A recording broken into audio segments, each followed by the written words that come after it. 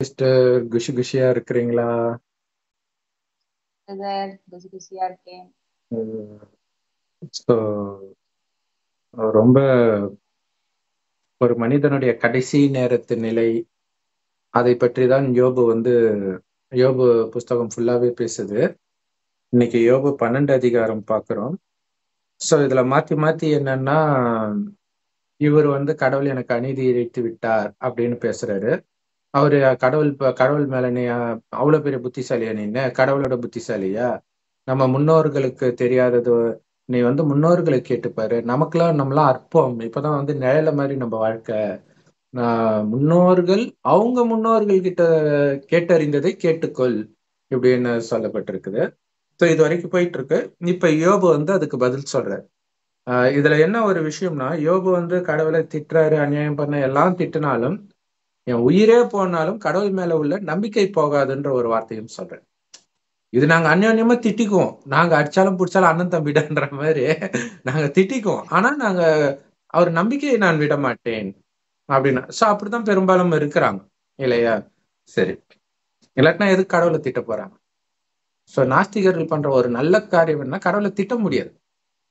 அந்த மாதிரி உடம்பு சரியில்லை ஏதோ ஒண்ணுன்னா அவங்களுக்கு தான் இல்லைன்னு முடிவு பண்ணிட்டாங்களே. சோ ஒரு விதத்துல அவங்க நிந்தனை பண்ணாம விட்டுருவாங்க. சரி, ஆனா மற்ற இடத்துல நிந்தனை பண்ணுவாங்க.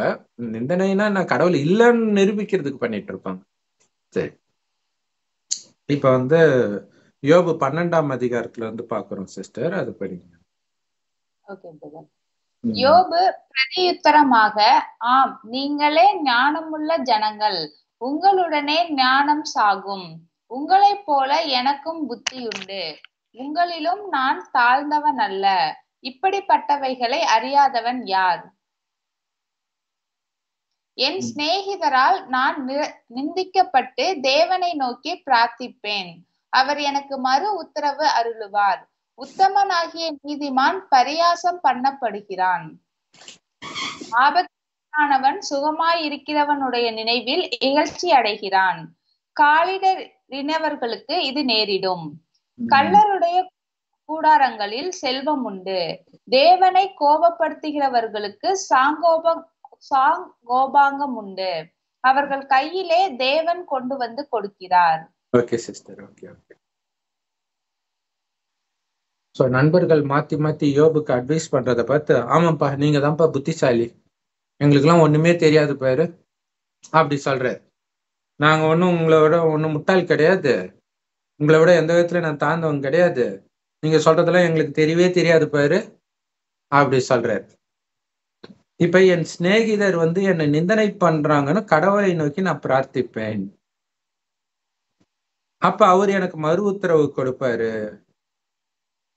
ஏன்னா இங்க உத்தமனை பரியாசம் பண்றாங்க அப்படின்னு சொல்ற. அப்ப இது அதாவது இவருடைய ஸ்டாண்டு என்ன அப்படின்னா, நான் எதுவும் பண்ணல, நான் உத்தமன், என்னை இவங்க கேலி பண்றாங்க. எல்லாருடைய மைண்ட் செட்டுமே அதானே பிரதர். எல்லாருடைய மைண்ட் செட்டும் கரெக்ட். தப்பு யாருக்கு தெரியல, நான் சரியாதான் இருக்கேன், கரெக்டா தான் இருக்கிறேன். கடவுள் ஏன் சோதிக்கிறார்? கெட்டவங்களுக்கு மட்டும் அள்ளி அள்ளி கொடுக்கிறார். அதுவும் வருது இதுல. ஆபத்துல இருக்கிறவன் சுகமாயிருக்கிறவனை பார்த்து இகைச்சி அடைகிறான் இல்லையா? நான்லாம் இப்படி இருக்கிறான், அவன் நல்லா இருக்கிறானே, தப்பு பண்றவன்லாம் நல்லா இருக்கிறானே அப்படின்னு இகைச்சி அடைகிறான். இது நிறைய கேள்விப்பட்டிருக்கிறோம். காலிடறினவர்களுக்கு இது நடக்கத்தான் செய்யுது. தடுமாறி விழும்பொழுதெல்லாம் மற்றவன் பார்த்து சிரிக்கிறான், உத்தமனை பார்த்து சிரிக்கிறான். அப்ப கள்ளருடைய கூடாரங்களில் செல்வம் உண்டு இல்லையா? அப்படின்னு அர்த்தம், தப்பு பண்றவங்கள கடவுள் தண்டிக்கல, அவங்க கிட்டதான் காசு சேருது. அடுத்தது சொல்லுவாங்களே, சாராயம் வித்துப்பார், அவன் எவ்வளவு காலேஜ் எல்லாம் கட்டி இருக்கிறான், இப்படி எல்லாம் சொல்லுவாங்க. கடவுளை கோபப்படுத்துறவங்களுக்கு நல்லா பாதுகாப்பா வச்சுக்கிறாரு கடவுள் அப்படின்றாங்க. இல்ல நாஸ்திகம் பேசுறவங்க பெரிய பணக்காரங்க எல்லாம் இருக்கிறாங்கல்ல. அப்ப அதுல வேற பெருமையா சொல்லுவாங்க, பாரு நீ கடவுளை நம்புற, எவ்வளவு கஷ்டப்படுற பாரு, நான் சுகமா தானே இருக்கிறேன் இப்படி சொல்லுவாரு உட்கார்ந்துகிட்டு. புள்ள இப்பதான் வந்திருக்குது அந்த ஆத்மா, இனிமேல்ட்டு தான் அனுபவிக்கும்ன்றது அவங்களுக்கு தெரியாது. இந்த நம்ம சாங்கியம் இந்த சடங்கெல்லாம் பண்றத ரொம்ப கேலி பண்ணுவாங்க. ஏங்க ம், ம். நான் இப்படி பண்றேன், கடவுள் வந்து கண்ண குத்துதான்னு பார்க்கலாம். அந்த இதெல்லாம் மாதிரி ரொம்ப அந்த அசாத்தியம். அந்த அந்த மாதிரி ஒரு நடிகர் உச்சத்துல இருக்கும்போது வேணும்னே படம் எடுக்கும்போது நடுவுல பூனையை ஓட விடுறது, கெட்ட நேரம் பார்த்து போயிடும். எந்த படமும் ஓடல. எந்த படமும் ஓடல அவர் பண்ணி. அதுக்கப்புறம் அந்த திமிருனாலே காணாம போனாரு. இப்பவும் இருக்கிறாரு. பட் இது இது ஒரு காரணம். இப்ப அந்த மாதிரி நாஸ்திகம் அவர் பேசுறது இல்ல. அப்ப அந்த ஒரு இளமை திமிர்ல அப்படி பண்றது. சரி. ஆக்சுவலா நாஸ்திகம் பேசுற படமே பாத்தீங்கன்னா ஆரம்பத்துல அந்த சாமி படத்தை போட்டுதான் ஆரம்பிக்கிறாங்களே. அவங்க கையில தேவன் வந்து கொடுக்கிறாரு. சோ இதுக்கு ஆக்சுவலா பதில் வந்து பாஷா படத்துல ரஜினி சொல்லிட்டாரு இல்லையா? கெட்டவங்களுக்கு கல்லெல்லி கொடுப்பாரு, ஆனா கை விட்டுருவான். நல்லவங்களை சோதிப்பார், ஆனா கைவிட மாட்டான் அப்படின்றது. இதுதானே வேணும்ல பிரதர். ம். எவ்வளவு பணம் நிச்சய இருந்து புத்தி நம்ம கொடுக்குது. என்னத்தை இல்ல கொண்டுதான் போக போறோமா? நிம்மதி, சந்தோஷம் இதை இந்த இறைவனை நம்பினா இறைவன் கொடுப்பார். அவங்களுக்கு பிரச்சனை என்னன்னா, அந்த அடுத்த ஜென்மத்தை பற்றி தெரியாத காரணத்தினால இங்க துக்கத்தை அனுபவிச்சுட்டு சுகத்தை அனுபவிக்க போறோம்னு தெரியாது அவங்களுக்கு. அதுதான் பிரச்சனை. ஆக்சுவலா குரான்ல இருக்குது, கொஞ்சம் தப்பு செஞ்சவங்களுக்கு தண்டனை அனுபவிச்சுட்டு சொர்க்கத்துக்கு போவாங்கன்ட்டு. ஆனா ஆரம்பத்துல சொர்க்கம் தான் வரும். ஆனா அவங்க சொல்றதுடைய அர்த்தம் என்னன்னா, இங்க மறுஜென்மம் எடுக்கிறாங்கல்ல, அப்ப அவன் இறக்குறதுக்கு முன்னாடியே அந்த துக்கத்தை அனுபவிப்பான். அனுபவிச்சுட்டு அதுக்கப்புறம் அடுத்த பிறவி நல்லா இருக்கும். இன்னும் ஒரு சிலருக்கு ஆரம்பத்துல இதோடைய கண்டினியூஷனாக ஆரம்பத்துல கஷ்டப்படுற குடும்பத்துல பிறப்போம். அதுக்கப்புறம் அப்படியே படிப்படியா கடகடன்னு முன்னேறி வருவாங்க. இப்ப நிறைய பேர் அப்படித்தானே இருக்காங்க. எம்ஜிஆரா இருக்கட்டும், ரஜினியா இருக்கட்டும், ஆரம்பத்துல கஷ்டப்பட்டு தான் அப்படியே கடகடன்னு மேல வர ஆரம்பிச்சிடுறாங்க. சோ அப்ப அந்த பாவ கணக்கு முடியுது. அந்த டைம் முடிஞ்சதுக்கு அப்புறம் சல்லுன்னு ஏற ஆரம்பிக்கிறாங்க. சோ அது முன்ஜென்மத்தில் அதுல அதோடைய தொடர்ச்சியும் இருந்திருக்கும். முன்ஜென்மத்திலயும் ரொம்ப கஷ்டப்பட்டு இருப்பாங்க. அதுக்கு முன்னாடி நல்லா இருந்திருப்பாங்க. அதுக்கப்புறம் கஷ்டப்படுவாங்க. அதோடைய கண்டினியூஷன் இந்த ஜென்மத்துல கொஞ்சம் தொடரும். அதுக்கப்புறம் கடகடன்னு ஏற ஆரம்பிச்சிருவாங்க அப்படின்னு. சோ இதுதான் சொல்றாரு. அப்ப இப்படி எல்லாம் இருக்கிறாங்க. அதனால ஒண்ணும் அப்படியே கடவுள் வந்து நல்லவங்களுக்கு நல்லதுதான் செய்வாரு, கெட்டவங்களுக்கு வந்து கெட்டதுதான் செய்வாருன்றது கிடையாது அப்படின்னு இவர் சொல்லிட்டு இருக்கிறார். இது வரைக்கும் இவர் சொன்னதோடைய சாரம் அதுதான் வருது. இது 7வது படி சிஸ்டர். இப்போதும் நீ மிருகங்களை கேட்டுப்பார், அவைகள் உனக்கு போதிக்கும். ஆகாயத்து பறவைகளை கேள், அவைகள் உனக்கு அறிவிக்கும். அல்லது பூமியை விசாரித்து கேள், அது உனக்கு உபதேசிக்கும். சமுத்திரத்தின் மச்சங்களை கேள், அவைகள் உனக்கு விவரிக்கும். கர்த்தருடைய கரம் இதை செய்ததென்று இவைகள் எல்லாவற்றிலும் அறியாதவன் யார்? சகல பிராணிகளின் ஜீவனும் இதுதான். சோ எல்லாத்தையும் என் மேல நம்பிக்கை இல்லையா? எனக்கு முன்னாடி வாழ்ந்த விலங்குகள், மரங்கள், செடி கொடிகள், கடல்ல வாழ உயிரினம், எதை வேணாலும் கேட்டு பாராம். இப்படிதான் நடந்துட்டு இருக்குது உலகத்துல, இப்படிதான் நடந்துட்டு இருக்குது எப்பவுமே அப்படின்ட்டு இவர் இப்ப தனக்கு நேர்ந்ததை வைத்து சொல்றார். சோ இதெல்லாம் பார்க்கும்போது கடவுள் தான் இதை பண்றாருன்னு யாருக்கு தான் தெரியாதுன்ற, துக்கத்தை கொடுக்கிறது கடவுள் தான் யாருக்கு தான் தெரியாதுன்ற. ஆனா அது உண்மை கிடையாது அப்படிங்கிறது அவங்களுடைய நண்பர்கள் சொல்லிட்டு இருக்கிறாங்க. ஸோ ரெண்டுத்துலயுமே நல்ல விஷயமும் இருக்குது. இவர் சொல்றதுல நல்ல விஷயம் இருக்கும், அவர் சொல்றதுல நல்ல விஷயம் இருக்கும். ஸோ கொஞ்ச நேரம் அப்படி பேசிக்கிட்டு அப்படியே அவருடைய வார்த்தை வந்து மாற ஆரம்பிக்கும். சகல பிராணிகளின் ஜீவனும் மாம்சமான சகல மனுஷரின் ஆவியும் அவர் கையில் இருக்கிறது. வாயானது போஜனத்தை ருசி பார்க்கிறது போல செவியானது வார்த்தைகளை சோதித்து பார்க்கிறதல்லவா அப்படின்னு சொல்றாரு இல்லையா? அதாவது எல்லாருடைய உயிரும் அவர் கையில இருக்குது. அவர் நினைத்தால் எப்ப வேணாலும் எடுத்துக்குவார். சோ இப்படி ஒரு நம்பிக்கை அவங்களுக்கு இல்லையா? ஆனா ஒரிஜினல் என்ன அப்படிங்கிறது வந்து என்னன்னா, ஆத்மாவுடைய வீடு இதுதான். அதாவது உயிர் தான் ஆத்மான்னு சொல்றோம். இங்கதான் கடவுளும் இருக்க, அவரும் ஒரு ஆத்மா தான், அதனாலதான் பரமாத்மான்னு சொல்றோம். சோ ஆத்மாவுக்கும் பரமாத்மாவுக்கும் உள்ள முக்கியமான வித்தியாசம், நம்மை விட குணத்தில் மிக மிக உயர்ந்தவர், எப்பவுமே அப்படியே இருக்கிறது. ஆனா நாம இந்த பூமிக்கு வரும்போது இந்த பூமி சொர்க்கமா இருக்கும், கடவுளுக்கு சமமா தூய்மையா உயர்ந்தவராக இருப்போம். ஆனா கொஞ்சம் கொஞ்சமா நம்மளுடைய குணம் குறைஞ்சிக்கிட்டே வரும். அதனாலதான் பைபிள்ல ஒவ்வொரு கதையிலும் நல்லவனா இருப்பான், போக போக கெட்டவனா காட்டுவாங்க. அது இந்த 5000 வருடமாக நடக்கிறது. ஒரே பிரிவுல நடக்கிற விஷயம் கிடையாது. ஆத்மாவை பற்றிய விஷயம். சோ இப்படி 2500 வருடம் சொர்க்கத்தில் எந்த பாவமும் பண்ண மாட்டாங்க.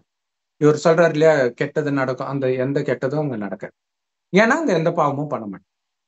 சோ இதுலயே நிரூபணமாகுது, கடவுள் நல்லவங்களுக்கு கெட்டதை கொடுப்பது கிடையாது.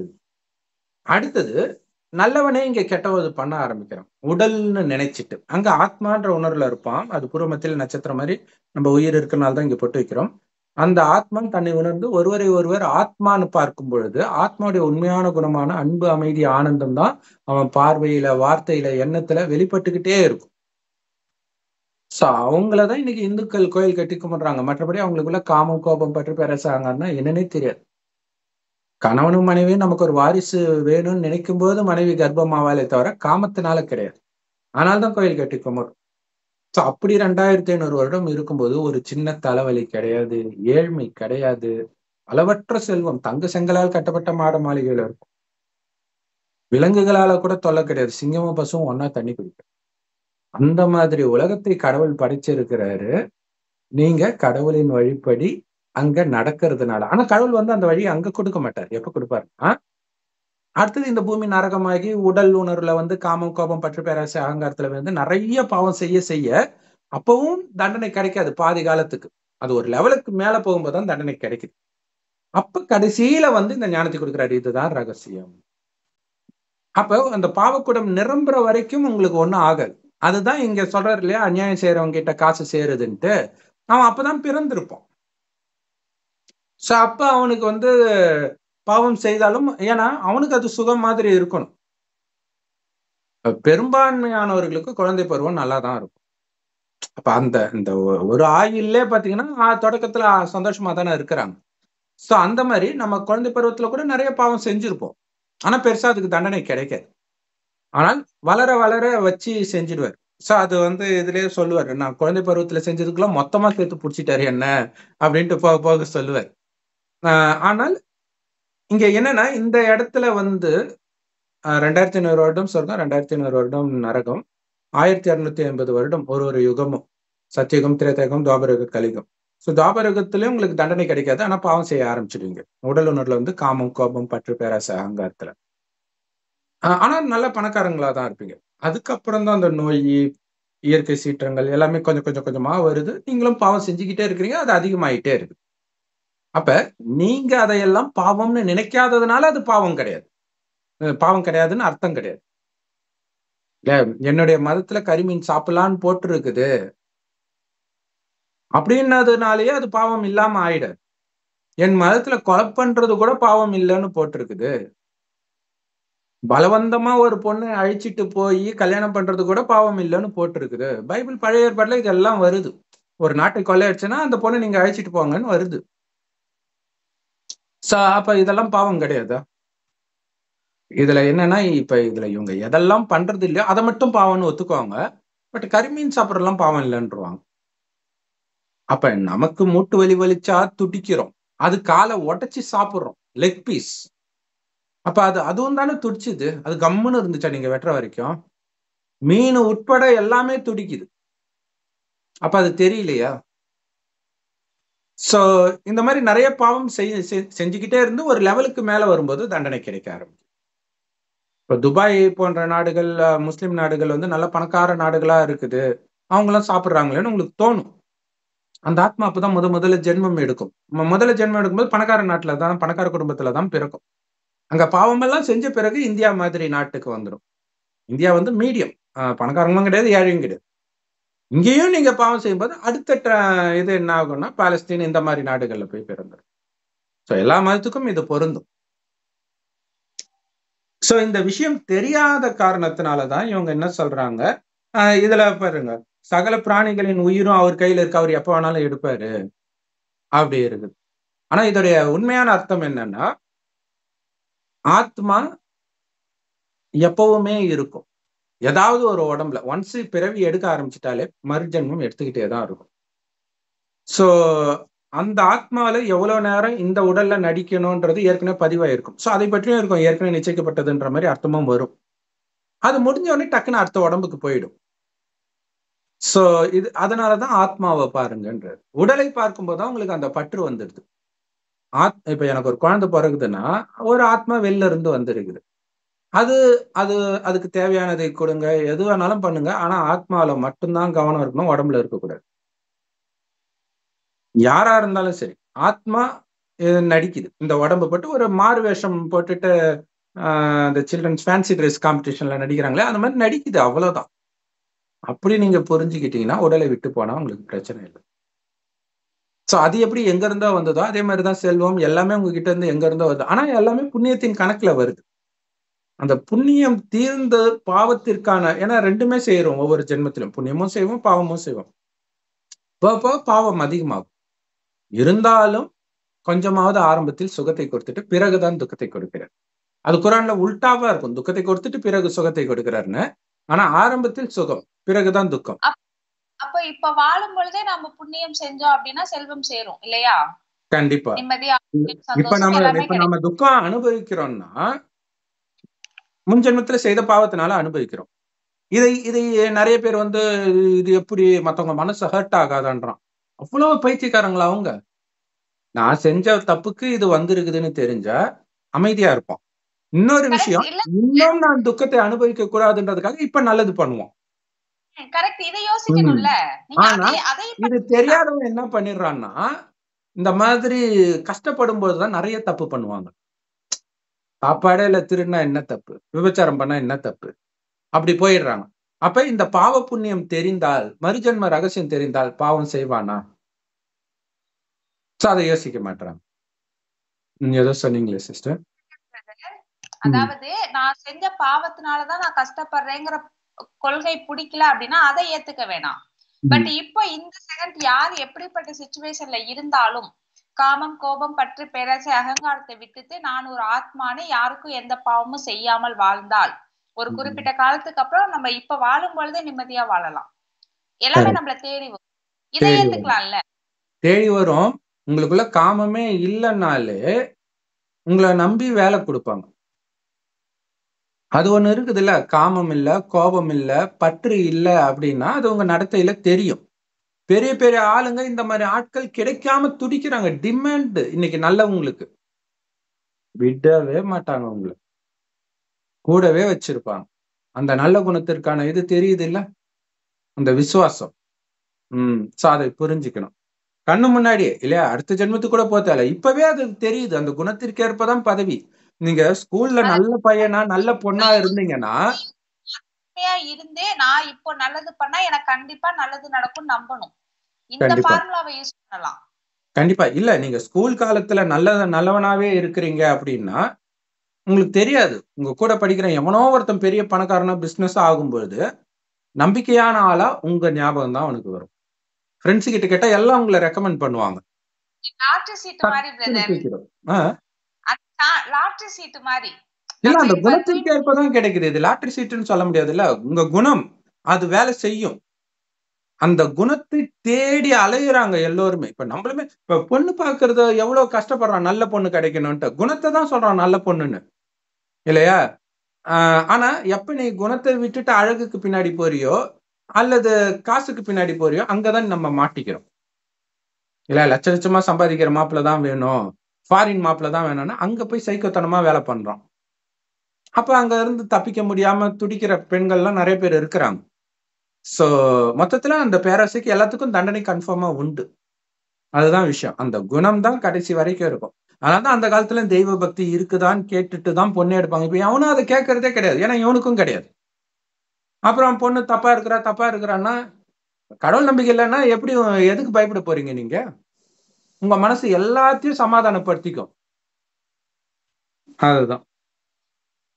கேட்டா சட்டமே எங்களுக்கு ஆதரவா தானே இருக்குது அப்படின்னு சொல்லிடும். சோ மற்றபடி கடவுள் ஒருத்தருடைய உயிரை பறிக்கிறது அது கிடையாது. ஆனா கடவுள் ஒரு விஷயம் சொல்றாரு, அப்படியே நீங்க நம்புறீங்களா?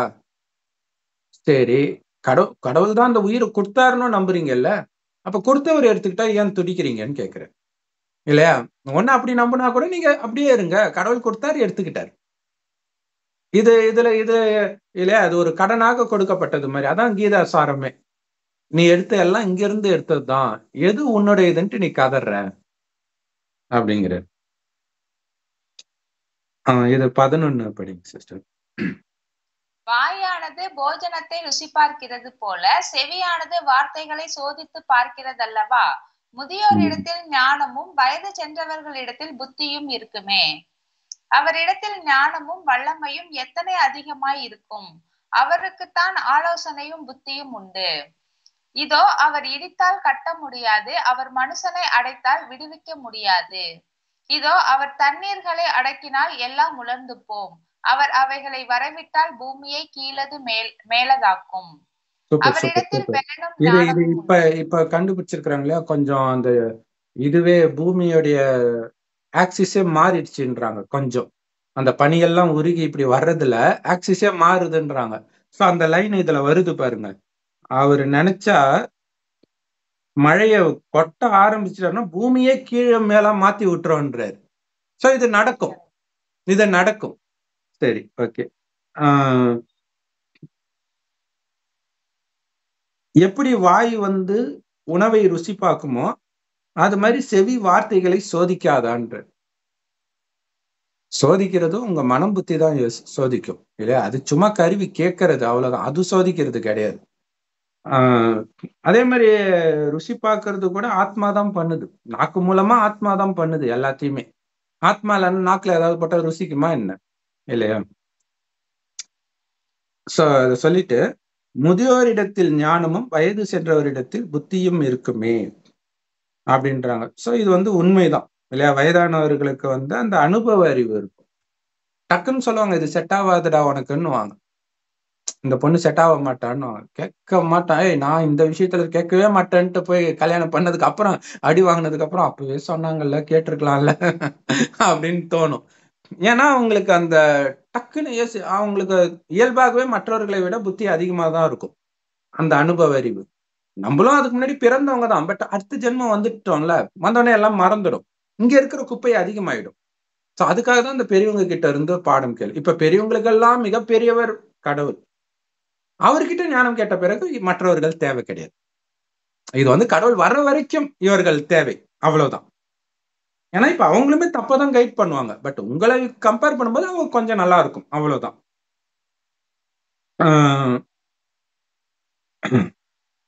அதான் சொல்றாரு, எவ்வளவு அதிகமா இருக்கும் அவங்க கிட்ட வல்லமை ஞானம் எல்லாம், அவங்களுக்கு தானே ஆலோசனை புத்தி எல்லாம் இருக்குது அப்படின்ட்டு.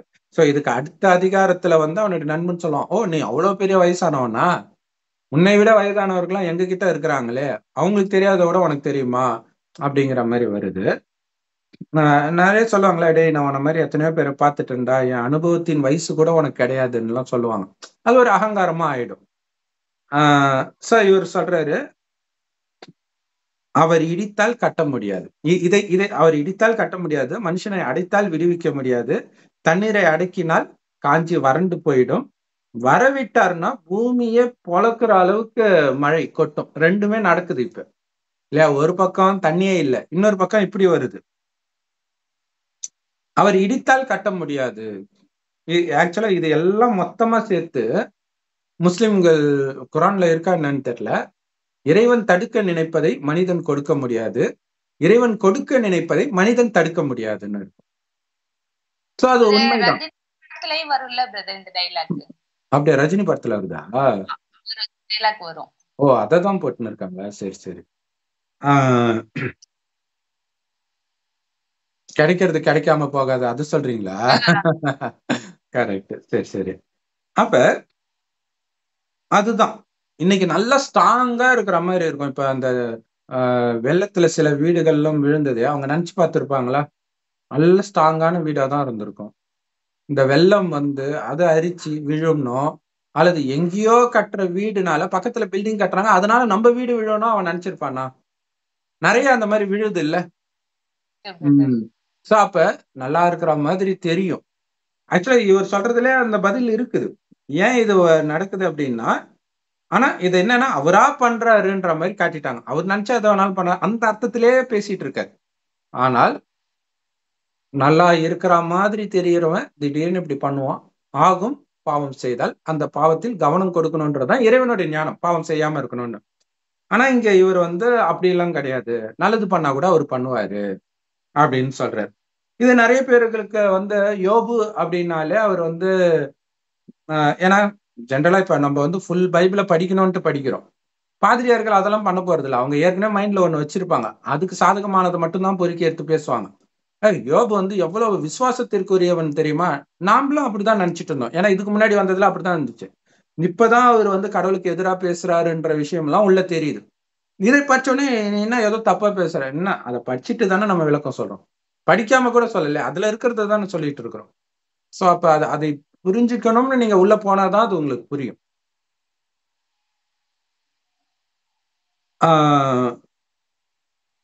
சோ அதே மாதிரி மனுஷனை அடித்தால் விடுவிக்க முடியாது. இது ரொம்ப முக்கியமான விஷயம் இல்லையா? இன்னைக்கு ஒருத்தன் பயங்கரமான இப்ப இந்த ஞானசேகரன் பெண் கிட்ட தப்பா நடந்தா நிறைய பேர்கிட்ட நடந்ததா சொல்றாங்க. ஆனால் கடவுளை அடிச்சுட்டா அவனை விடுவிக்க முடியாது. ஆட்டசங்கர் இப்ப இதை விட பயங்கரமாலாம் பண்ணா, கொலையெல்லாம் பண்ணியிருக்கிறான், புரோக்கர் வேலை எல்லாம் பண்ணியிருக்கிறான். பெரிய பெரிய ஆட்கள்லாம் அவனுக்கு தெரியும். எலெக்ஷன்ல நிக்கலாம்லாம் இருந்தான். அதுக்குள்ள ஏதோ ஒரு கேஸ்ல போய் மாட்டி, அது ஒரு பெரிய விஷயமா நினைக்கல, ஆனா மாட்டிக்கிட்டான். மாட்டி நம்மளாம் வந்துடும் துக்கு தண்டனை கொடுத்து கூட கடைசி நாள் வரைக்கும் பாருங்க எனக்கு நடக்காது, நான் தப்பிச்சிடுவேன்னே நினைச்சிட்டு இருந்தான். அதான் சொல்றாரு, அவரு அடித்தால் விடுவிக்க முடியாது இல்லையா? சோ இது அதே ஜென்மத்திலே நடக்கிறது. நிறைய பேருக்கு அதே மாதிரி நடந்துச்சு. சதாம் ஹுசேன் ஈராக் அதிபரா இருந்தாரு. அவரு திடீர்னு பாத்தீங்கன்னா அமெரிக்கா தேடிச்சு, அவர் போய் அண்டர் கிரவுண்ட்ல ஒழிஞ்சிட்டு இருந்தார். கட்சியில அவ்வளவுதான், முடிஞ்சு போச்சு, என்ன பண்ண முடியும்? பிடிச்சிட்டாங்க. ஒசாமா பின் லேடன் ஆடுற வரைக்கும் ஆடிக்கலாம், அதுக்கப்புறம் ஆச்சு. பாவம் செய்யறவங்களும் நல்லா தானே இருக்காங்க அப்படின்னு நினைக்கிறவங்க இந்த உதாரணத்துல கொஞ்சம் நினைச்சு பார்க்கணும். மாற்றுறாங்கல்ல, ஆடுறவங்களாம் மாற்றுறாங்கல்ல. அடுத்தது அதுதான், அதே மாதிரி இயற்கையின் மூலமாகவும் ஒரு டார்ச்சர். அதாவது இது கடவுள் கொடுக்கிறாருன்றதை விட இது இப்படிதான் விதி இருக்குது. நீங்க பாவம் செய்ய செய்ய பஞ்ச தத்துவம் சீரும். ஒரு பாம்பு கூட நீங்க ஏதாவது பண்ணாதானே சீருது, சும்மா விட்டீங்கன்னா அது பாட்டுக்கு போயிடும். இயற்கையும் அப்படிதான், நீங்க மோசமா நடக்க நடக்கதான் அது இயற்கை சீற்றமாக மாறுது. ஆனா இவங்க எதை மட்டும் பாக்குறாங்க அப்படின்னா பொல்யூஷனை மட்டும் பாக்குறாங்க.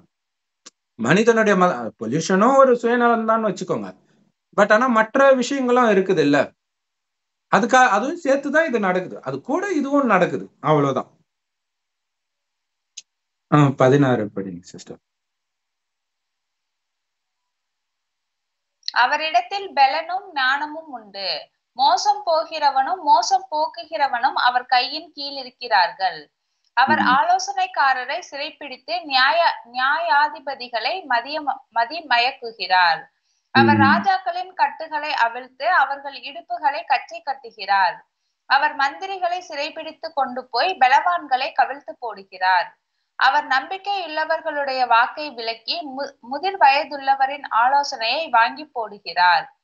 அவர் பிரபுக்களின் மேல் இகழ்ச்சி வர பண்ணுகிறார், பலவான்களின் கச்சையை தளர்ந்து போக பண்ணுகிறார். அவர் அந்த காலத்தில் இருக்கிற ஆழங்களை வெளியரங்கமாக்கி மரண இருளை வெளிச்சத்தில் கொண்டு வருகிறார். அவர் ஜாதிகளை பெருகவும் அழியவும் பண்ணுகிறார். அவர் ஜாதிகளை பரவவும் குறுகவும் பண்ணுகிறார். அவர் பூமியில் உள்ள ஜனத்தினுடைய அதிபதிகளின் நெஞ்சை அகற்றி போட்டு அவர்களை வழியில்லாத அந்தரத்திலே அலைய பண்ணுகிறார். அவர்கள் வெளிச்சமற்ற இருளிலே தடவி திரிகிறார்கள். வெறித்தவர்களைப் போல அவர்களை தடுமாறி திரிய பண்ணுகிறார்.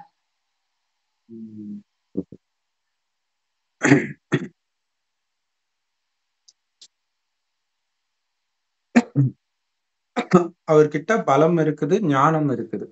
ஆனா அது என்ன பலம் அப்படிங்கிறது தெரியாம இவங்க ஸ்தூல பலம்னு நினைச்சுக்கிறாங்க.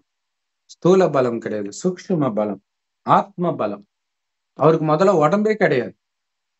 அவருக்கு என்ன பலம் இருக்குதுன்னா, இப்ப மனிதர்கள் சொர்க்கத்துல காமம் கோபம் பற்று பேராசை என்னன்னே தெரியாது. காரணம் ஆத்மா பலமாக இருக்கும். ஆத்மா பலகீனமாகும் போதுதான் வெளியில தடுமாற ஆரம்பிக்குது. அது குழந்தைங்களுக்கும் பொருந்தும். குழந்தையும் காமம், கோபம், பற்று, பேராசை, டீச்சர் அடிச்சாலும் அடி வாங்கிட்டு கம்முன்னு தான் போவோம். ஏய் எவன் அடிச்சனா அதை கேக்குது, இல்ல பழி வாங்கணும்னு நினைக்குதா? கிடையாது. வளர வளரதான் இதெல்லாம் வருது. அதே மாதிரி சொர்க்கத்திலும் நம்ம எல்லாருமே பரிசுத்தமா இருந்தோம். நம்ம ஏற்கனவே சொன்ன மாதிரி கடவுள் எப்பவுமே பரிசுத்தமா இருக்காருல்ல, அதுதான் அந்த பலம்ன்றது, சக்தி. சோ அந்த சக்தியில் தான் அவர் சர்வசக்திவான். எல்லா விதமான சக்தி, அமைதி சக்தி, அன்பு சக்தி, ஆனந்த சக்தி, இதுல நிரம்பி இருக்கிறார். அவரை இப்ப கடவுள் நினைக்க சொல்றார். கடவுள் நேரடியா வந்து கொடுக்கிற ஞானம், ஒரு வயோதிகர் மூலமா கொடுக்கிற ஞானம், உங்களை ஆத்மான்னு உணர்ந்து சிவ பரமாத்மாவை நினைவு செய்யுங்க. இவரை தான் அல்லா பரமபிதான் மற்ற மதத்துல சொல்றாங்க. கடவுள் ஒருத்தர் தான். தாயின் கர்ப்பத்தில் பிறந்த யாரும் கடவுள் கிடையாது. கிருஷ்ணரா இருந்தாலும் சரி, இயேசு கிறிஸ்துவா இருந்தாலும் சரி, தாயின் கர்ப்பத்தில் பிறந்தாங்க, இறந்தாங்க, எல்லாமே நடந்துச்சு.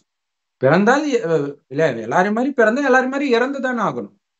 இல்ல உங்களுக்கு பிடிச்சிட்டதுனால அவர் இறக்கல, அப்படியே ஸ்ட்ரைட்டா போயிட்டாருன்னு நினைச்சீங்கன்னா அது உங்களுடைய கற்பனை மட்டுமே. அது உங்களுக்கு ஒரு ஆறுதலை கொடுத்தா ஓகே, நம்பிக்கோங்க, அது பிரச்சனை கிடையாது. ஆனால் அந்த நம்பிக்கை ஒரிஜினல் கடவுளை மறுக்கிற அளவுக்கு போகும்போது தான் பிரச்சனை இல்லையா? ஒரிஜினல் கடவுள் வரும்பொழுது அவரை அடையாளம் காண விடாம பண்ணிடுதே அது.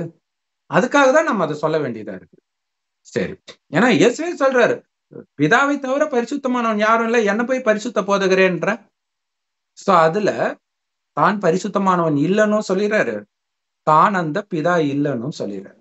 இது முடிஞ்சு போச்சு, இங்கேயே முடிஞ்சு போச்சு எல்லாமே இல்லையா? சரி, அப்ப இந்த பலத்தில் எப்பவும் நிரம்பியவர், ஞானமும் அவர்கிட்ட மட்டும்தான் இருக்குது. அவர் கொடுப்பது மட்டுமே ஞானம். மனிதர்கள் எழுதிய மதத்தின் வேதங்களில் இருப்பது ஞானம் இல்லை, அது அஞ்ஞானம் தான். சோ கடவுள் வந்து இந்த இரண்டையும் கொடுக்கிறார். ஆத்ம பலத்தை ஏத்திக்கிறதுக்கு அந்த பலத்தில் எப்பொழுதும் நிரம்பி இருக்கும் என்னை நினைவு பண்ணிக்கிட்டே இருன்ற.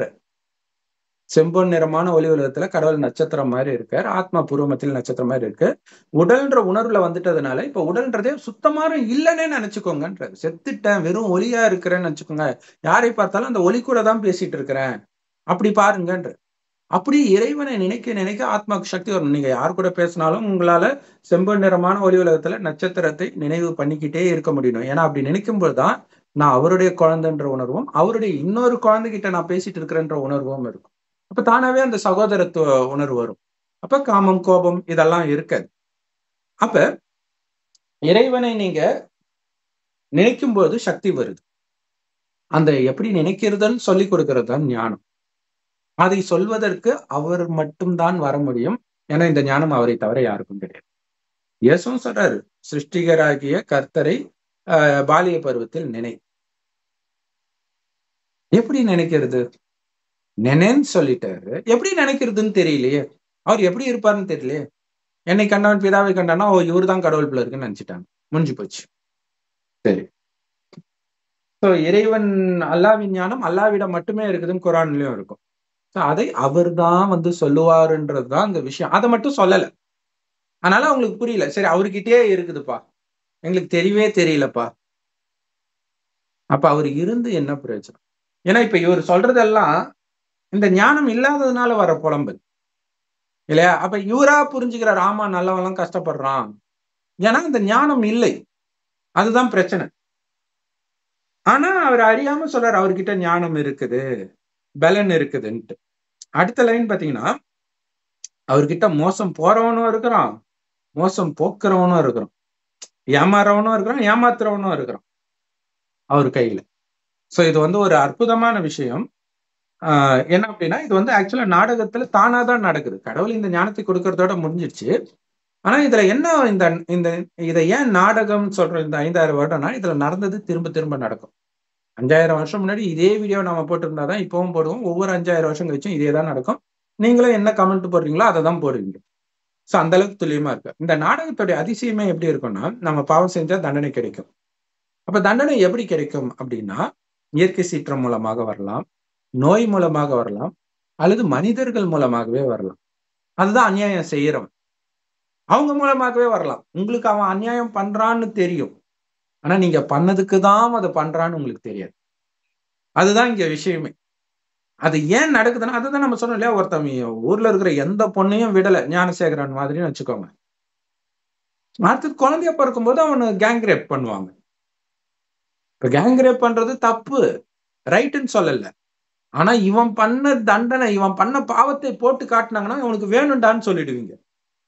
உங்களுக்கு தெரியாது, அந்த உடலை மட்டும் நீங்க பாக்குறீங்க, குழந்தை என்ன பண்ணிச்சுன்றீங்க. ஏன்னா உங்களுக்கு அந்த ஆத்மாவை பற்றிய ஞானம் இல்லை. அதுதான் அவர் அடைத்தால் யார் விடுவிக்கிறதுன்ட்டு முன்னாடி லைன் வந்துச்சு பாருங்க, தப்பிக்கவே முடியாது. சோ அந்த நிலை வரும். ஏன்னா அந்த காமத்தை அவனால கட்டுப்படுத்த முடியாத எக்ஸ்பிரஸ் பண்ணும்போதுதான் அங்க மாற்றுது. ஏன்னா நிறைய குழந்தைகள் பாலியல் பலாத்காரம் கூட ஒரு பக்கம் பாத்தீங்கன்னா அந்த குழந்தைய கூட தூண்டுற மாதிரி ஏதாவது பண்ணிருக்கும், நமக்கு தெரியாது அது. ஏன்னா அது முன் ஜென்மத்துல எது மூழ்கி இருக்குதோ அது தானாவே பண்ணும். ஏன்னா குழந்தைங்க பெருசா யோசிக்க மாட்டாங்க சுத்தி என்ன பண்றாங்கன்ட்டு. சோ அப்ப காமம் சார்ந்த ஒரு விஷயத்த பண்ணுதுன்னு வச்சுக்கோங்களேன். அந்த அதாவது ஒரு குழந்தை, பெண் குழந்தை அவங்க அம்மா மேலேயே படுத்துக்கிட்டு அந்த காமத்துல ஈடுபடுற மாதிரி பண்ணுது. அதே மாதிரி ஆண் குழந்தைங்களும் பண்ணுதுங்க, நிறைய பண்ணுதுங்க. சரி, இது அம்மா வேற யார் மேலேயாவது பண்ணியிருந்தா அப்ப அவன் ஏற்கனவே காமத்துல இருக்கிறான். சோ இதுவும் ஒரு காரணமாக இருக்கும். அப்ப அது தூண்டப்படும் பொழுது அப்ப முன் ஜென்மத்துடைய குணம் அடுத்த ஜென்மத்தில் தானாகவே அங்க வெளிப்பட ஆரம்பிக்கும். அங்கதான் நீங்க மாட்டிக்குவீங்க. சோ அப்ப அதுக்காக தான் காமத்தை விடணும் மகா எதிரின்ற. இளம் வயதிலேயே சாதனை பண்றாங்கல்ல, அதெல்லாம் கூட அந்த திறமைகள் எல்லாம் கூட இப்படி வருதுதான் முன் இல்லையா? ஜென்மத்துல இருந்து வர்றதுதான். ஏன்னா போன ஜென்மத்துல சாம்பியன் ஆகணும் ஏதோ ஒரு கனவுல போராடிக்கிட்டே இருந்திருப்பாங்க, அதை அச்சீவ் பண்ணிருக்க முடியாது.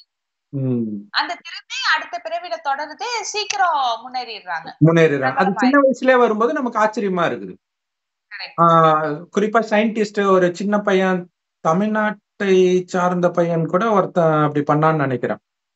7 வயசு பையன் காலேஜ்ல போய் கிளாஸ் எடுத்தான். சோ இந்த மாதிரி இது இல்லாம மும்பையை சார்ந்த ஒரு குட்டி பையன் கூட அதே மாதிரி ப்ரொஃபசர், யங்கஸ்ட் ப்ரொஃபசர் அப்படின்னாங்க. சோ இதெல்லாம் என்னன்னா முன்ஜென்மத்துடைய அந்த அது அவங்களை பிடிச்சி இழுக்கும். ஆனா நீங்க காமத்திலே மூழ்கி இருந்தீங்கன்னா சின்ன வயசுல அதுதான் உங்களை பிடிச்சி இழுக்கும். அது மட்டும் இல்ல, பிடிச்சி இழுக்கோன்றத விட அது மாதிரி நபர்கள் உங்க தொடர்புல வருவாங்க. சின்ன வயசுலயே பாத்தீங்கன்னா உங்களை அபியூஸ் பண்ற ஆண் குழந்தையா இருந்தா பெண்கள் வருவாங்க. உங்க வீட்டு வேலைக்காரியா இருக்கலாம், வேலைக்காரியை நம்பி தானே விட்டு போறாங்க. சோ அப்படி இருக்கும். பெண் குழந்தையா இருந்தா மாறி வரும். இது இல்லாம ஓரின சேர்க்கை வேற இருக்குது. சோ எவ்வளவு விஷயங்கள் இருக்குது பாருங்க. அப்ப இதுல இருந்தெல்லாம் நீங்க விலகி இருந்தால் தப்பிச்சிடுவீங்க. இப்ப சுய புத்தியோட இருக்கும் போதே தெளிவா இருந்துட்டீங்கன்னா நாளைக்கு சுயநினைவு இல்லாத பொழுது நீங்க தெளிவா இருப்பீங்க. ஆட்டோமேட்டிக்கா அது நடக்கும். என்ன பண்ணுவீங்களோ அதுதான் பண்ணுவீங்க தானாகவே. சோ ஏன்னா இந்த மோசம் பண்றவங்களை கருவியாக வைத்து இதுக்கு முன்னாடி மோசம் செய்தவர்கள் இன்னைக்கு அப்பாவியா இருப்பான், அவனுக்கு தண்டனை கொடுக்கும். அதுதான் விஷயம். சோ அதுக்காக தான் எத்தனை பேர் சீட்டு போட்டு ஏமாந்தாங்க இல்லையா? அப்ப அங்க பேராசை தூண்டப்படுது இல்ல. சோ என்ன பண்ணதுனால அவங்க ஏமாந்தாங்க? பேராசையினால எதோ பண்ணிருப்பாங்க முன் ஜென்மத்துல, அதுக்கான தண்டனை இங்க மாற்றாங்க. அங்க பேராசையினால ராஜ்யத்தை பிடிக்கலாம், இன்னொருத்தர் மனைவியை பிடிக்கலாம், எது வேணாலும் பண்ணியிருப்பாங்க. அப்ப அவங்க சுகமா இருந்திருப்பாங்க. தெரிஞ்சது பின்னாடி ஆப்பு வருதுன்னு அவங்களுக்கு தெரியாது. அதுதான். ஏன்னா பாவம் செய்யாம ஏழையா பிறக்க மாட்டாங்க. ஏழைகள் தானே அந்த சீட்ல காசு போடுறதெல்லாம். சோ அவங்க மாட்டிக்கிறாங்க. அதே மாதிரி ஆலோசனைக்காரர்களை சிறைப்பிடித்த ஆலோசனைக்காரர் புத்தி ரொம்ப புத்திசாலி. அந்த புத்திசாலிகளே அரெஸ்ட் பண்ண வைக்கிறார் கடவுள். நியாயாதிபதிகளை மதிமயக்குகிறார் இல்லையா? நியாயம் விசாரிக்க வேண்டியவனே நியாயத்தை புரட்டி போடுறான். இதெல்லாம் கடவுள் பண்றாருன்னு சொல்லிட்டாங்க. இதுதான் இங்க நிந்தனை. சாத்தான் பண்றதெல்லாம் கடவுள் பண்றாருன்னு சொல்லிட்டாங்க. அதாவது இப்ப போன ஜென்மத்துல செஞ்ச பாவத்தின் பலன் தான் நான் அனுபவிக்கிற துன்பம். என்னை சுத்தி மோசமான உறவுகள் தொடர்புல வராங்க, இது கன்ஃபார்ம். அப்படின்னா இப்ப நான் தூய்மையா இருந்துட்டேன் அப்படின்னா அடுத்த பிறவில கண்டிப்பா நான் நல்லா இருப்பேன், என்னை சுத்தி நல்ல உறவுகள் தான் வரும். இது கேரண்டி இல்லையா இந்த கருத்துக்கு ஏற்றுக்கிறவங்களுக்கு? இப்பவே நமக்கு தெரியும் சிஸ்டர், இந்த ஞானம் எடுப்பதற்கு முன்பு நம்மை சுற்றி எப்படிப்பட்டவர்கள் இருந்தாங்க, இப்ப எப்படிப்பட்டவங்க இருக்காங்கன்னு யோசிச்சு பாருங்க, உங்களுக்கு புரிஞ்சிடும். ஆச்சரியமா இருப்பாங்க.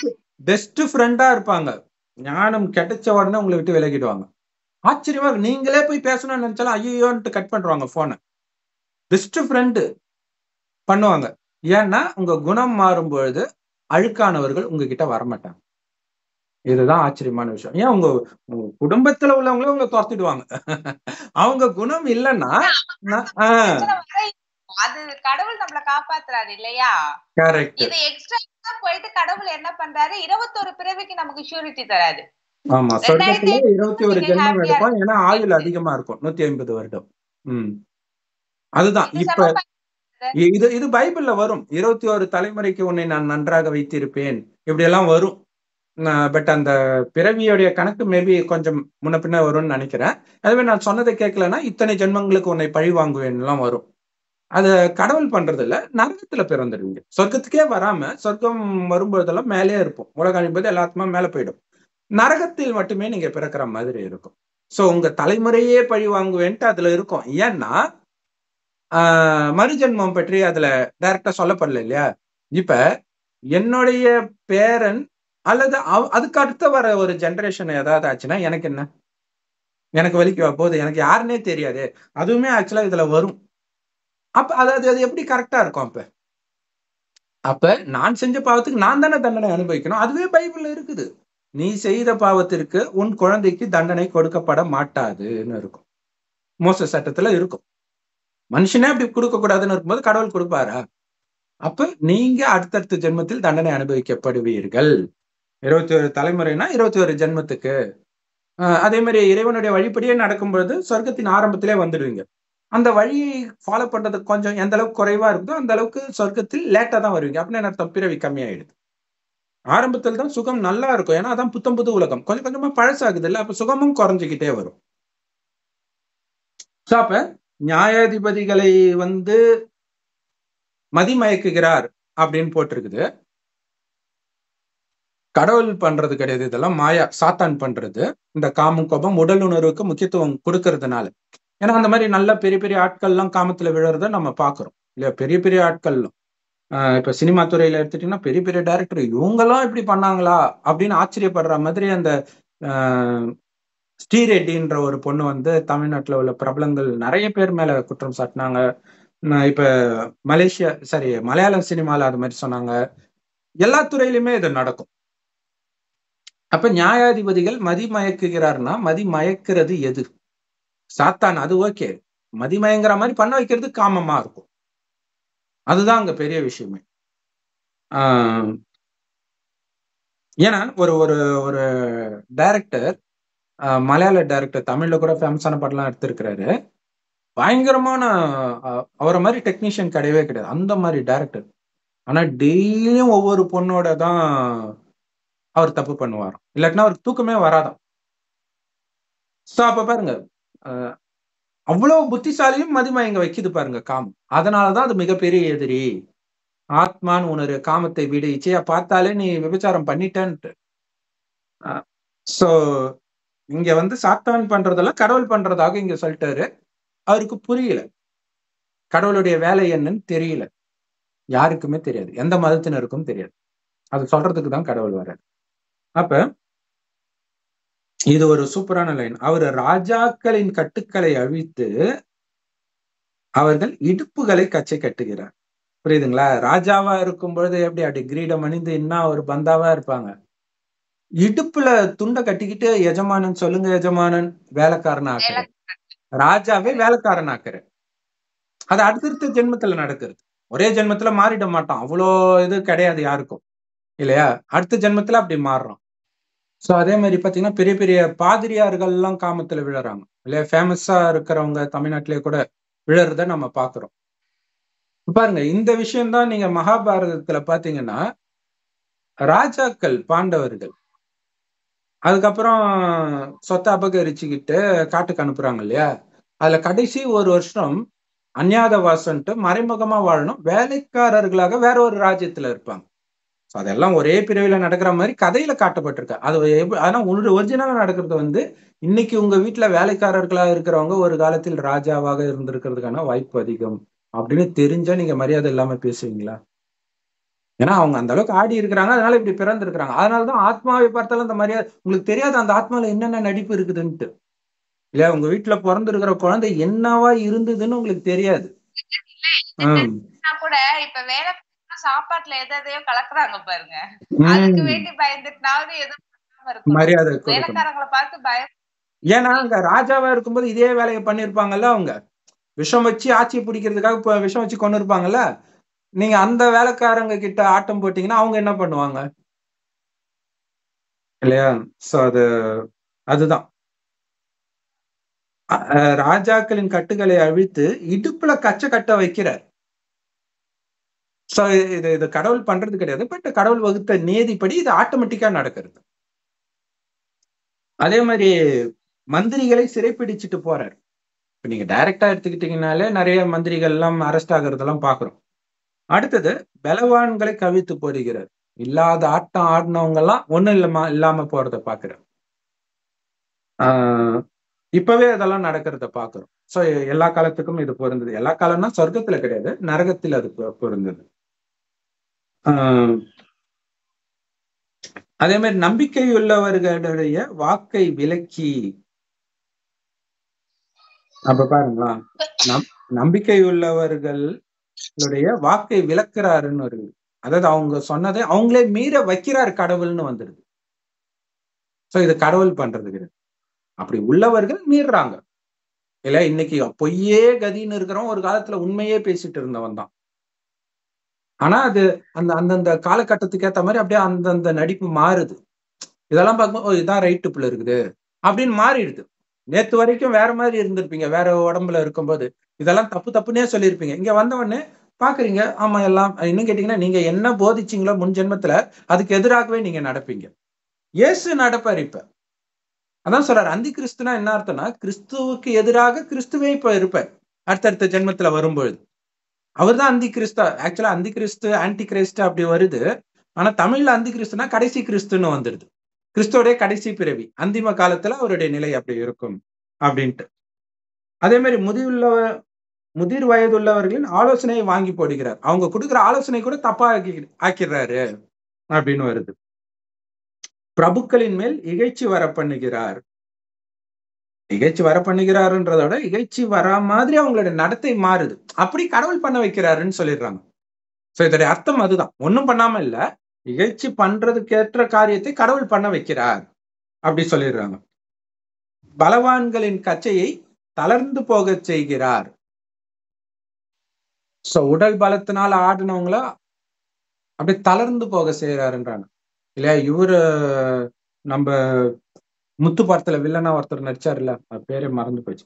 அவரு அந்த அளவுக்கு உடம்பெல்லாம் போய் ஒரு பொன்னம்பலமா பொன்னம்பலம். அவ்வளவுதான். ஒரு செகண்ட் என் ஃப்ரெண்டு ஒருத்தன் சொல்லுவான், ஜிம்முக்கு போய் உடம்பு ஏற்றுவான், இதெல்லாம் ஒண்ணுமே இல்லை மச்சி, 10 நாள் வயிற்றால போச்சுன்னா முடிஞ்சு போச்சு, எல்லாம் எல்லாம் காணாம போயிடும் அப்படின்னா. அதுதான் உண்மையும் கூட இல்லையா? அதே மாதிரி அவர் அந்தகாரத்தில் இருக்கிற ஆழங்களை வெளியரங்கமாக்குகிறார். ஸோ இங்க அந்தகாரம்ன்றது டார்க்னஸ், அவங்களுடைய அந்தரங்க யாருக்கும் தெரியாம செய்ததெல்லாம் வெளியில வர வைக்கிறார். எத்தனை 20 வருஷம் 30 வருஷம் முன்னாடி பண்ணதெல்லாம் இல்லையா? அப்ப ஒரு நடிகையை 18 வயது நடிகையை 40 வயது உள்ள ஒரு நடிகர் அல்லது டைரக்டர், ஒரு ஃபேமஸான நடிகையுடைய கணவர் அவரு தப்பா நடந்துகிட்டாருன்னு அந்த பொண்ணுக்கு இப்ப 50 வயசு இப்ப சொல்லுது, அவருக்கு 70 வயசு. இந்த நேரத்துல இது வரும்போது எப்படி இருக்கும் தண்டனை? அதுதான் ரொம்ப. அப்ப பாருங்க அது எந்த அளவுக்கு வெயிட் பண்ணிக்கிட்டே இருக்குது பாருங்க. ஒரு பாட்டு கூட வருமே, எந்த சுவருக்கும் கேட்கின்ற காது இருக்கும், சொல்லாமல் கொல்லாமல் காத்திருக்கும், தக்க சமயத்தில் நடந்ததை எடுத்துரைக்கும். ஸோ அந்த பொண்ணு இத்தனை காலமாக அந்த ஒரு டிப்ரெஷன்ல என்னை ஏமாத்திட்டான். ஏன்னா ஆக்சுவலா லவ் பண்றது எவ்வளவு பெரிய டேஞ்சர்னா அந்த பொண்ணுக்கு வந்த முதல் காதல் இது, அதுதான் பிரச்சனையே. அதை மறக்கிறது தான் ரொம்ப ரொம்ப கஷ்டம் மற்றதை விட. ஸோ அப்ப அந்த முதல் காதல் ரஜினி கூட ஏதோ ஒரு நடிகை கிட்ட கேட்டாரா, அந்த நடிகை சொல்லியிருந்தாங்க, நீங்க லவ் பண்ணிருக்கலாம். பண்ணிருக்கிறேன். கல்யாணம் அவரு சக்சஸ் ஆச்சா? இல்ல ஆகல. Very good very good. ஏன்னா அவங்கள நினைச்சா அப்படி ஒரு கிக்கு வரும், எனக்காவது நீங்க பாத்தீங்கன்னா அப்படிங்கிறாரு. இப்ப என்னன்னா அது உங்களுக்கு கடைசியில ஆப்பு வைக்கும். அந்த பொண்ணு கடைசியில இறைவன் கிட்ட போற நேரத்துல உங்களுக்கு காட்சியா தெரிஞ்சதுன்னா முடிஞ்சு போச்சு, எல்லாம் காலி. சோ அதுக்காக தான் அந்த லவ் எவ்வளவு பெரிய டேஞ்சர்ன்ற. ஒரு பொண்ணு எங்க காலேஜ் படிக்கும்போது சொன்னா, கல்யாணம் பண்றதுனா லவ் பண்ணும், இல்ல பண்ணக்கூடாதுன்னு. ஆனா கல்யாணம் பண்ணுவாங்களா இல்லையான்னு எப்படி தெரியும்? சரி, கல்யாணம் ஆனப்புறம் கூட நல்லா இருப்பாங்களா இல்லையான்னு எப்படி தெரியும்? மொத்தத்துல அந்த சகவாசமே இல்ல, மைண்ட்ல எதையுமே விடல அப்படின்னா தான் நீங்க நல்லா இருக்க முடியும். இல்லைன்னா அது பிரச்சனை. அப்ப இந்த மாதிரி அந்த பொண்ணுக்கு இது வந்து முதல் லவ். அந்த பொண்ணு அதுக்கப்புறம் போய் வெளிநாட்டுல போய் நல்லா படிச்சு டாக்டர் ஆகி கல்யாணம் எல்லாம் பண்ணி இருக்குது. அது எடுத்ததே பாத்தீங்கன்னா அந்த மனதளவுல ஒரு குழப்பம், நம்ம தான் ஏதோ தப்பு பண்ணிட்டோமோ அந்த ஒரு ஒரு கில்ட்டியாவே இருந்திருக்குது. ஆஹ் இப்ப அந்த பொண்ணு அடுத்தது ஒரு பாய் ஃப்ரெண்ட் அழிச்சிட்டு போயிருக்கான், இவனை தான் நான் லவ் பண்றேன்ட்டு. அப்பவே வந்து அந்த பொண்ணை மறுபடியும் பலாத்காரம் பண்ண வந்திருக்கிறான் இவன். அப்ப வந்து கத்திட்டு அங்க இருந்து போயிட்டான். இப்ப அதுக்கப்புறம் வேற யாரையோ கல்யாணம் பண்ணிட்டு அதுவும் டைவர்ஸ் ஆயிடுச்சு. இந்த பொண்ணும் வந்து அந்த சைக்காலஜி இது படிக்குது. இப்ப அந்த பொண்ணு வந்து இவன் மேல வந்து பழி போடுது, என்ன இப்படி பண்ணிட்டான். ஆனா அது எப்படி, 18 வயசு ஆயிடுச்சு, அடல்ட், லவ் தான் பண்ணிருக்குங்க ரெண்டும், இருந்தாலும் அவன் என்ன மயக்கிட்டான். எப்பயுமே சொல்றதானே இது. இப்ப இவன் மயக்கினது உண்மைன்னா இந்த பொண்ணு தானே இன்னொரு பையனை லவ் பண்ணிச்சு. அப்ப அவன் எங்க போய் முட்டிக்கிறது? அவனையும் தானே இந்த பொண்ணு விட்டு போச்சு. சோ இதுதான் இந்த லவ்ல உள்ள பெரிய பிரச்சனை. அப்ப என்னன்னா அதை மறக்க முடியாம அந்த டென்ஷன் எப்ப அதிகமாகுதுன்னா அந்த டைரக்டர் ஃபேமஸும் கிடையாது, அந்த நடிகை ஃபேமஸ், ரொம்ப ஃபேமஸ். அவங்க 80ஸ்ல எல்லாம் கொடி கட்டி பறந்த நடிகை அவங்க, இப்பவும் நடிச்சிட்டு இருக்காங்க. சோ அப்ப என்ன ஒரு பிரச்சனைனா, இப்ப இந்த யூடியூப்ல எல்லாம் கண்டென்ட் கிடைக்காம அந்த பழைய நடிகர்களும் கூப்பிட்டு பேட்டி பேச வைப்பாங்க இல்லையா, அந்த மாதிரி ஒரு 4-5 பேட்டி கொடுத்தாரு. இத பார்த்த உடனே டென்ஷன் ஆயிடுச்சு இந்த பொண்ணுக்கு. அமெரிக்கால இருந்து பார்த்து டென்ஷன் ஆகுது. டென்ஷனா இதை விடக்கூடாதுன்ட்டு பேச ஆரம்பிச்சிச்சு. எப்படி எப்படி வருது பாருங்க வேணா. அப்ப அது ஒளிஞ்சுக்கிட்டே இருக்குது இல்லையா? ஏன்னா இப்ப அந்த பொண்ணு அது வயசான பாட்டி ஆயிடுச்சு. இனிமேல்ட்டு யாரு என்ன பண்ண போறாங்க? இனிமேட்டு யாராவது கல்யாணம் பண்ணிக்க போறான்னா எதுவுமே கிடையாது. அதனால தைரியமா வந்து இப்ப சொல்லுது. சோ அதுதான் அந்தகாரத்தில் இருக்கிறது. இது இன்னொரு இடத்துல கூட வரும். உள்ளரங்கமாய் இருந்ததை வெளியரங்கமாய் மாற்றுவேன், அந்தரங்கமாய் நடந்ததை வெளியரங்கமாய் மாற்றுவேன் அப்படின்ட்டு வரும். சோ அது அது ஆக்சுவலா எப்ப வரும்னா, தாவீது வந்து ஒரு மாடியில இருக்கும்போது பக்கத்துல ஒரு பெண் வந்து குளிச்சிட்டு இருக்கிறத பாத்துருவோம். அழகா இருக்கிறான்ட்டு அவளை வர சொல்லிட்டு காமத்துல ஈடுபட்டுருவான். அவ ஏற்கனவே திருமணம் ஆனவ, இவனுடைய போர் வீரனுடைய மனைவி. அப்ப கடவுள் சொல்லுவாரு, உனக்கு ஏற்கனவே நிறைய மனைவி இருக்கு, இன்னும் கேட்டிருந்தா கூட நான் கொடுத்திருப்பேன், ஆனா நீ இன்னொருத்தருடைய மனைவி இது பண்ணிருக்கிற. சோ அதனால நீ அந்தரங்கமா செய்த தவறு வெளியரங்கமாய் மாறும். கடைசியில என்ன ஆகும்னா, இவருடைய அத்தனை மனைவியையும் எல்லாரும் முன்னிலையிலும் ஒருத்தன் காமத்துல ஈடுபடும். அது யாருன்னா இவனுடைய மகனே. அது எவ்வளவு பெரிய கொடுமை இல்லையா? ஏன்னா அந்த அப்பாவுடைய ராஜ்யத்தை பிடிக்கிறோம்னா அந்த ராணியோட எல்லாம் காமம் வச்சுக்கணுமா, அதுவும் உலகம் எல்லாருக்கும் தெரியற மாதிரி ஒரு இடத்துல. சோ அப்படி ஒரு வீடை வச்சு அதுல அப்படி இருப்போம். தண்டனை எப்படி இருப்பாங்க, இது இது எவ்வளவு பெரிய தண்டனைன்னு யோசிச்சு பாருங்களா. இன்னைக்கு நிறைய பேர் வந்து அந்த நிறைய திருமணம் இதெல்லாம் பண்றாங்கல்ல, அதுல நிறைய இடத்துல ஆல்ரெடி நடக்குது இல்லையா? பொண்ணோட வந்திருப்பாங்க, கடைசியில பொண்ணுகிட்டே அவன் தப்பா நடப்பான். இதே மாதிரி இன்னொரு விஷயமும் நடக்கும், அது அவ்வளவா வெளில தெரியாது. பையனோட வந்திருப்பாங்க, பையன், மனைவி அந்த பையன் கிட்ட தப்பா நடப்பான். அது பெரும்பாலும் பசங்க வெளில சொல்ல மாட்டாங்க, பொண்ணுங்க சொல்லுவாங்க, பசங்க சொல்ல மாட்டாங்க. எப்படி பார்த்தாலும் இது பெரிய தண்டனை தானே இல்லையா? ஒரு ஃபேமஸான நடிகையை இதனாலதான் தற்கொலை பண்ணிக்கிட்டாங்க அப்படின்னு சொன்னாங்க. ஒரு வயதானவரோட தொடர்புல இருந்திருக்கிறாங்க, அந்த வயதானவருடைய பையனோட இவங்க தொடர்புல இருக்கிறாங்கன்னு ஒரு சந்தேகப்பட்டாருன்றாங்க. சோ அதனால தற்கொலை பண்ணிக்கிட்டாங்க அப்படின்னு சொல்றாங்க. சோ இது எல்லாம் கடவுளா பண்றாரு, இதுதான் பெரிய விஷயம். கடவுள் பண்ண வைக்கிறாருன்ற மாதிரி வருது இந்த லைன்லாம். இதை நீங்க பண்றீங்க, அதனால தண்டனை கிடைக்குது. ஆனா இதுல என்ன பிரச்சனைனா, அவனன்றி அணுவும் அசையாதுன்னு போட்டாங்க பாத்தீங்களா, இதுல வர வேணா அந்த இந்து மதத்துல வர அதே நம்பிக்கையை தான் இங்க பேசிட்டு இருக்கிறார். அவனன்றி எதுவும் அசையாது, அப்ப இதெல்லாம் அவர் தானே பண்ணாரு அப்படின்னு வருது. அதே மாதிரி ஒரு ஜாதிகளை அடுத்தது ஒரு சூப்பரான லைன். அந்தகாரத்தில் இருக்கிற ஆழங்களை வெளியரங்கமாக்குறாரு. அடுத்தது மரண இருளை வெளிச்சத்தில் கொண்டு வருகிறார். இதுல 2 அர்த்தம் இருக்கு. ஒண்ணு இந்த மாதிரி தப்பா பண்ணதை வெளியில எடுத்துட்டு வர்றது, இன்னொன்னு மரண இருள்ன்றது கலியுகம் தான். காமம், கோபம், பற்று, பேராசை, அகங்காரம், தவறான விஷயம் எல்லாம் ரைட்டுன்னு நினைச்சிட்டு ஒரு சாத்தானுடைய வாழ்க்கை, சாத்தானுடைய ராஜ்யம் தான் இப்ப நடந்துட்டு இருக்கு. இதை சொர்க்கமாக பகலாக மாத்துற. அப்படி ஞானத்தை கொடுத்து மாத்துறதுனாலதான் ஒரு ஞான சூரியன் சொல்றோம். ஆனா இது தெரியாம இந்துக்கள் அந்த சூரியனை கடவுள் நினைச்சிட்டாங்க. அந்த சூரியனை வந்து ஞானத்தை கொடுக்குது, கடவுள் வந்து கொடுக்குறார். அவர் ஜாதிகளை பெருகவும் செய்வார், அழியவும் செய்கிறார். அவர் சோ இதுல எல்லாமே இதுல ஆக்சுவலா ரெண்டு அர்த்தமா இதை நியாயப்படுத்தியும் சொல்ல முடியும். மேலோட்டமா பார்த்தா இது தப்பு இல்லையா? கடவுள் யாரையும் கடவுள் என்ன எல்லாரும் குழந்தை பெற்றுக்கோங்க நான் சொல்லின்னு இருக்கிறாரு இல்லையா? அதே மாதிரி அழிக்கவும் செய்யறாரு இப்படின்னு போட்டிருக்கு. இது ரெண்டுமே அவரு பண்றது கிடையாது இல்லையா? ஆனால் ஒண்ணு நடக்குது. என்ன நடக்குதுன்னா, இன்னைக்கு உலகம் அழிந்து இறைவனுடைய ஞானத்தை கேட்டவர்கள் சொர்க்கத்திற்கு வருவாங்க. அங்க வந்து குழந்தை இல்லைன்ற கவலையா இருக்காது. கண்டிப்பா 2 குழந்தை, முதல் குழந்தை கண்டிப்பா ஆண், 2வது குழந்தை கண்டிப்பா பெண். அதுவுமே ஒரு 10-15 வருட இடைவெளி. அதுவும் காமத்தினால பிறக்காது. கணவன மனைவி நமக்கு ஒரு வாரிசு வேணும்னு நினைக்கும் போது மனைவி கர்ப்பம் அடைவாங்க. அதனாலதான் உங்களுக்கு கோயில் கட்டி கும்பிடுறோம். சோ அங்க வந்து இந்த மாதிரி குழந்தை இல்லைன்னும் இருக்காது. அந்த குழந்தை ராஜ்யத்துக்காக இன்னொருத்தரை கொலை பண்றது, அங்கதான் 2 பசங்களே கிடையாது இல்லையா? பெண்ணு போற இடத்துல அவ ராணி ஆயிட போறா, பையனுக்கு அப்பாவுடைய சொத்து கிடைக்க போகுது, அங்க பிரச்சனை கிடையாது. சோ அதுக்கப்புறம் நரகத்துலதான் நிறைய குழந்தை பெற்றுக்கிறது வருது. அப்பதான் அடிச்சுக்கலாம் ஆரம்பிக்கிறாங்க. அப்போ ஆரம்பத்துல அடிக்க மாட்டாங்க, கொஞ்சம் கொஞ்சமா. சோ அப்பெல்லாம் என்னன்னா, நிறைய குழந்தை பெற்றுக்கிட்டாங்கன்னா அவங்களுக்கு பாடுறா என் குடும்பம் எவ்வளவு பெருசு அப்படின்னா, அப்ப எல்லாம் நல்லவங்களா இருந்தாங்க. இப்ப 2 குழந்தை இருந்தாலே அடிச்சுக்குதுங்க. நீ அவனுக்கு தானே சொத்து எழுதி வச்சா, இங்க எதுக்கு வர, ஓடிப்போன்னு தடுத்துடுறான். நீங்க எவ்வளவு கரெக்டா எழுதி வச்சாலும் அதுல குறை கண்டுபிடிப்பாங்க. ஆனா இப்ப கரெக்டா எழுதி வைக்கிறதும் கிடையாது. அது வேற இருக்குது. அப்ப என்ன ஆகும்? அதுதான். அப்ப அதாவது இதுல என்ன ஒரு கொடுமைன்னா, ஆல்ரெடி எழுதி வச்சுட்டா பிரச்சனை கிடையாது. இவங்களுக்கு எப்படி புத்தி வேலை செய்திருப்பாங்க? நம்ம எழுதி வச்சுட்டா நம்மள நடுத்தெருல விட்டா என்ன பண்றது? அப்ப நீ என்ன பண்ண, உன் பங்குக்கு கொஞ்சம் வச்சுட்டு மீதி 2 பேருக்கு எழுதி வச்சுட்டா, நீ சமமா எழுதி வச்சுட்டா வச்சுக்கோ, பிரச்சனை கிடையாது. அடுத்தது எனக்கு உள்ளது மீதி இந்த 2 பேருக்கு போயிடும் அப்படின்னா. ஆனால் நீ எந்த நேரம் என்ன பண்ணுவனே தெரியலன்னும் போது ஒருத்தன் என்ன பண்ணுவான், நீ எப்ப வேணாலும் மாறிடுவோம் போட்டு அடிக்கலாம் செஞ்சிருக்கிறாங்க, கொலையெல்லாம் பண்ணிருக்கிறாங்க, நிறைய நடக்குது.